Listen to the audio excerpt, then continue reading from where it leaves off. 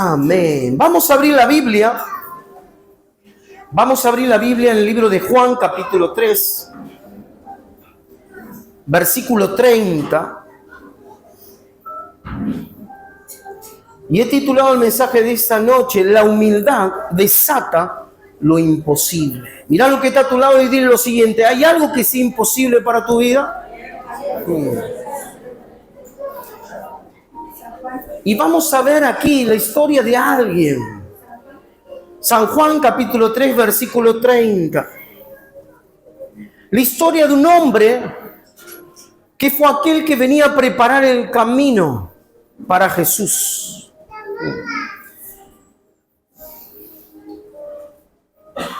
¿Cuántos padres hay aquí que han preparado o pensaron preparar el camino que la vida se les sea más fácil a sus hijos? A ver cuántos. Hay padres que dicen: yo le di mi herencia a mis hijos en vida, yo le di una casa, le di una profesión, le di un estudio. ¿Cuántas cosas, no? Pero hay un hombre en la Biblia que no hay otro profeta mayor que él, que vino a preparar el camino al Salvador, al Señor, a Jesús. Y ese Juan. Cuando Juan estaba en un lugar, la gente le buscaba. Juan bautizaba, la gente se amotinaba, estaban ahí presentes. Y estaban ahí. Y en un momento sus discípulos le hablan y le dicen: ¿sabes? Aquel que tú dices, aquel que es tu amigo, tu pariente, Jesús, está bautizando en el otro lado. Y ¿saben qué? Que Juan, en su humildad tan grande, dijo: es necesario. Veamos lo que dice ahí. Capítulo 3, versículo 30. Es necesario que Él crezca, pero yo mengüe. Es necesario que Jesús que haga, crezca. Y que yo, Juan, ¿qué tengo que hacer? Menguar. Esa palabra menguar en el original es la palabra eratón, que significa ser menos en rango y autoridad. La Biblia dice claramente que todo aquel que se humilla será exaltado, pero aquel que se exalta va a ser humillado. Discípulos de Juan en un momento lo dejaron a Juan con permiso de Juan y decidieron seguir a Jesús. No es que Jesús robó la oveja de Juan, sino que los discípulos estuvieron ahí, hablaron, cuando Jesús pasó y le dijo: síganme. ¿Saben qué? Le siguieron. Juan preparó. ¿Cómo era la humildad de Juan? De tal manera que Juan preparó a los discípulos ¿para qué? Para que en el momento justo se los entregue ¿a quién? A Jesús. Jesús, luego de Juan, comenzó a bautizar. Y eso llevó a Juan a decir: es mejor, es necesario que Él crezca y que yo pueda menguar.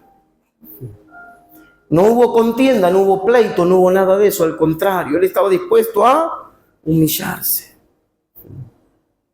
Queremos ver cómo Dios desata lo que parece ser imposible y que se pueda hacer posible. Cuanto más nos humillamos, Dios más nos exalta. No tenemos, como muchas veces vemos en un lugar de trabajo, no tenemos que ver a personas caminando sobre cabezas de otras personas. ¿Para qué? Para ir subiendo de nivel. En el reino de Dios es todo lo contrario. Cuanto más nos humillamos, Dios más y más, Él nos va elevando. Juan podría haberle dicho: no, ustedes son mis discípulos, ustedes se quedan conmigo. Juan podría haberle dicho: ustedes tranquilos, nosotros somos los que estamos bautizando de antes. Pero como Juan sabía y conocía su propósito, sabía que nadie iba a arruinar el propósito de Dios sobre su vida. Cuando hay alguien que no conoce por cuál nació, por qué motivo, ¿saben qué? Tiene temor, tiene miedo de que otros lo puedan suplantar. Él no tenía miedo, él no tenía temor ni nada. ¿Saben por qué? Porque él conocía, tenía identidad y sabía por el cual había nacido. Él sabía que si Jesús crecía era por causa de ¿qué? De que él se había humillado. Él estaba dispuesto a bendecir, estaba dispuesto a dar, él estaba dispuesto a ir hacia abajo para que Jesús crezca. ¿Cuántos están dispuestos a humillarse para que Jesús crezca? En el libro de Zacarías capítulo 4 versículo 6, Dios le habla al profeta, ¿para qué? Para que pueda anunciar y decir que no es con ejército. ¿Cuánto dice? No es con ejército, no es con fuerza, es con el Espíritu de Dios. Cuanto más nos humillamos, cuanto más nos rendimos a Dios, cuanto más le besamos los pies a Jesús, cuanto más inclinamos nuestro corazón ante Él, Él más rápido nos eleva, más rápido nos levanta, más rápido Él nos promueve.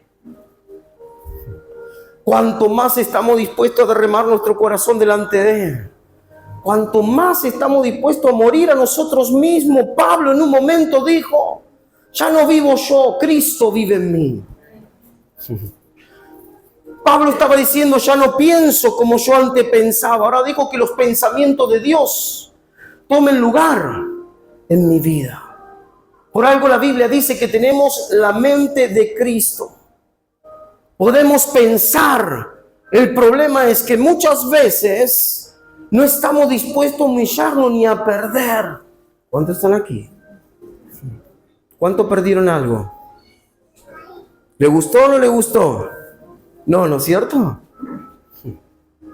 Perdimos relaciones, tal vez algo económico. Pero en el reino de Dios son las cosas muchas veces que se viven a la inversa de lo que en el mundo la gente puede vivir. Muchas veces me ha tocado perder para luego poder ganar. Muchas veces tuve que cerrar mi boca. ¿Para qué? Para luego no perder mi testimonio. Es diferente a lo que vamos a ver donde nos movemos, en el trabajo, en el club, en el deporte, donde estemos. Muchas veces necesitamos perder para ganar. Cuando sabemos quiénes somos y sabemos que Dios vino a buscar a lo desechable de este mundo, a los que muchos dejaron a un lado, a los que muchas veces discriminaron, a los que muchas veces no le tuvieron en cuenta, Dios vino a buscar a esas personas. ¿Cuánto dicen gloria a Dios por eso? Porque cuando alguien nos desecha, Dios nos escoge.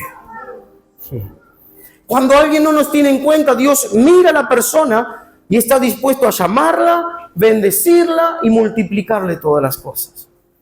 Y ahí estaba Juan, en un momento en el cual era decisivo para su vida. Porque luego a Juan le cortaron la cabeza. Él estaba dispuesto a vivir el propósito de Dios sin importar perder la cabeza. Mientras él estuvo en el desierto haciendo lo que tenía que hacer. Dios lo usó, Dios lo bendijo, levantaba su voz para que la gente se arrepienta y ahí estaba. Luego apareció Jesús, él se humilló para que Jesús crezca, para que Jesús sea la atracción. Veamos lo que dice en el libro de Lucas capítulo 5, versículo 1. Lucas capítulo 5, versículo 1.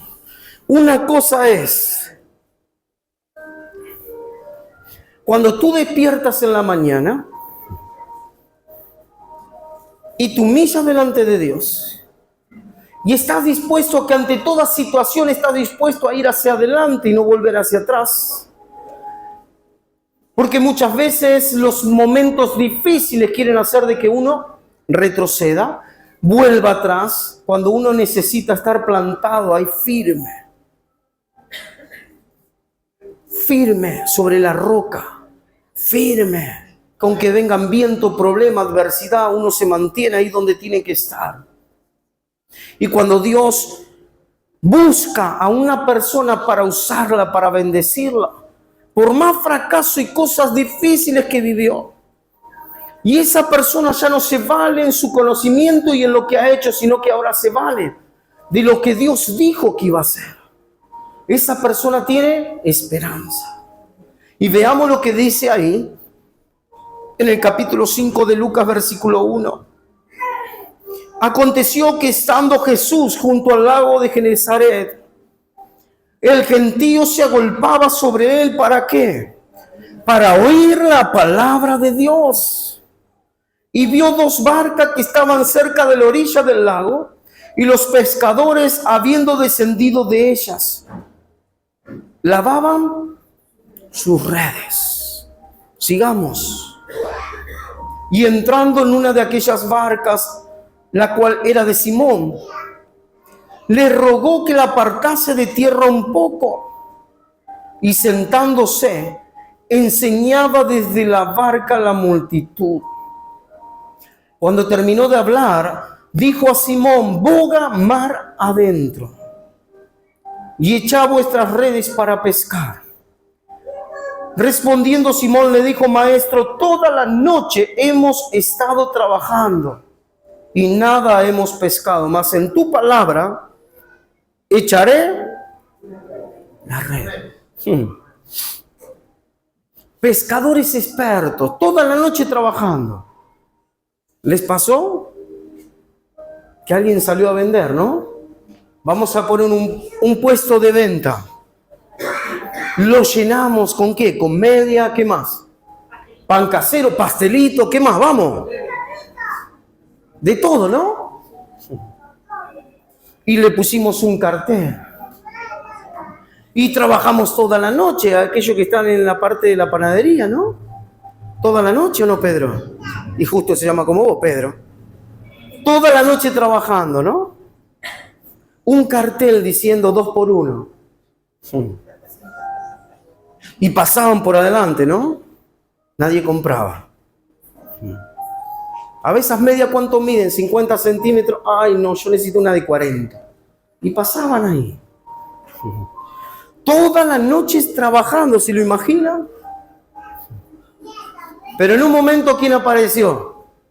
¿Cuántos dicen? Apareció Jesús. Y Jesús escogió la barca de aquel que había trabajado y ningún fruto había sacado. No sé si se sienten identificados. Toda la noche trabajando. ¿Se imaginan Pedro, Simón, que en ese momento era Simón? Le piden el lugar. Dice: vamos a separarla un poquito. Comenzó a predicar. La gente, se imaginan, toda agolpada ahí para escuchar las palabras de Jesús. Terminó de predicar, lo mira y le dice: boga mar adentro. Vamos a pescar. Y Simón: Señor, hemos trabajado toda la noche y no hemos pescado nada. Hice pastelito y pasaban todos los camioneros, miraban y seguían, y nada. Mas en tu palabra echaré la red. En los momentos más críticos de nuestra vida, Dios quiere visitarnos para hacernos saber de que eso no es lo que Dios tiene, sino es el proceso. Eso muchas veces nos va a llegar a ¿qué? A acercarnos más y más a Jesús. Estaba resignado, estaban lavando la red, nada habían pescado, no había peces ahí. Pero Jesús lo desafió: a ver, ¿es en tu fuerza? ¿Es como tú lo hiciste? ¿O ahora es en mi palabra? ¿Es como lo hiciste o es en mi palabra? Es diferente. Veamos lo que sigue diciendo, porque esto es impactante. Mas en tu palabra echaré la red, versículo 6. Y habiéndolo hecho, encerraron gran cantidad de peces y su red se rompía. Y no es que se rompía porque la habían lavado, sino porque había muchos peces. Y cuando Dios bendice, ¿cuánto dice? Dios bendice en grande. Entonces hicieron señas a los compañeros que estaban en la otra barca, para que viniesen a ayudarle, y vinieron y llenaron ambas barcas de tal manera que se hundían. Viendo esto, Simón Pedro cayó de rodillas ante Jesús diciendo: apártate de mí, Señor, porque soy hombre pecador. Porque por la pesca que habían hecho, el temor se había apoderado de él y de todos los que estaban con él, y asimismo de Jacobo y Juan, hijo de Zebedeo, que eran compañeros de Simón. Pero Jesús dijo a Simón: no temas, desde ahora serás pescador de hombres. Y cuando trajeron a tierra las barcas, dejándolo todo, que hicieron, le siguieron. Una persona que se sentía fracasada, que le fue mal. Cuando una persona presta oído, fíjense cómo es Dios. Jesús primeramente predicó, Jesús primeramente dio la palabra, porque primeramente hizo lo que tenía que hacer. La Biblia dice que la fe viene por el oír, y el oír de la palabra de Dios. ¿Qué es lo que Pedro necesitaba para decirle: más ahora en tu palabra echaré la red? ¿Qué es lo que necesitaba? Oír palabra de Dios. Cuando no oímos palabra de Dios, estamos flacos en la fe. ¿Cuántos se sintieron flacos en la fe? Vino la mala noticia, vino el momento difícil, vino el día malo, y no estábamos congregándonos, y no estábamos meditando en la palabra, y no estábamos orando. ¿Y eso qué hizo? Hizo de que lo que nosotros teníamos que sacar pecho, sabiendo de que Dios está con nosotros, de a poco nos fuimos desinflando. ¿Les pasó o no? Pero Jesús, viéndolo a él, le dice: no tengas temor, no tengas miedo. Cayó de rodillas, comenzó a reconocer el poder de Dios sobre él, comenzó a reconocer. ¿Se imagina una mujer que va al ginecólogo, que quiere tener hijo, y va? Las malas noticias, y vuelve a ir, las malas noticias. Pero Dios le dice: te voy a dar heredero, te voy a dar un hijo. Pero Señor, imagínense, me da vergüenza. Una y otra vez, más en tu palabra. Comenzamos a escuchar la palabra de Dios, comenzamos a crecer en la fe, más en esa palabra uno está dispuesto a echar la red, sabiendo de que uno no lo hace en su fuerza, sino que a uno lo hace ahora por la palabra de Dios. Y cuando uno es bendecido de tal manera que la bendición es grande, odiarlo el que está a tu lado y decirle: mi bendición también va a ir contigo. Hay algunos que son tan egoístas que no quieren tener amigos para compartir la bendición, pero llamaron a sus compañeros: vengan, que Dios me ha bendecido. Y cuando Dios nos bendice, ¿cuánto dicen? Es para bendecir a otros. Ambas barcas comenzaban a hundirse por la cantidad de peces y el peso que llevaban.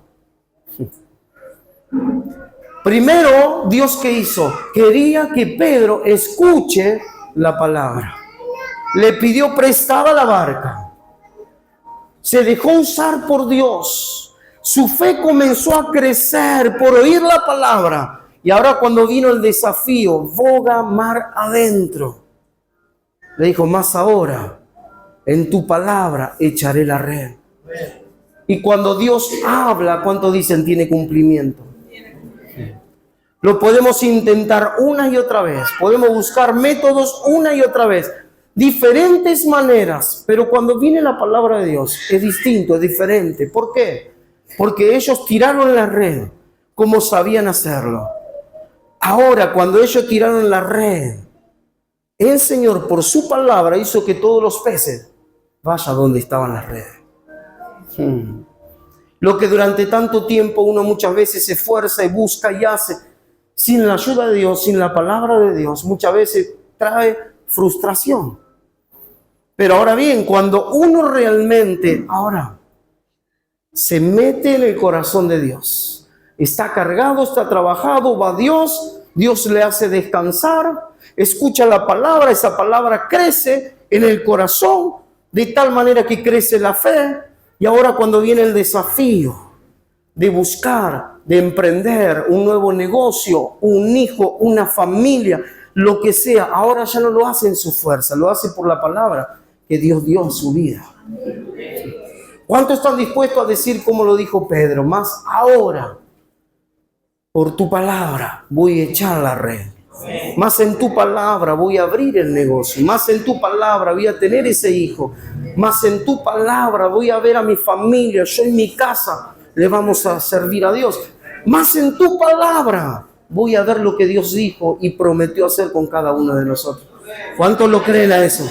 Entonces, como está, dale un fuerte aplauso. Ponete de pie. Ponete de pie porque lo que Dios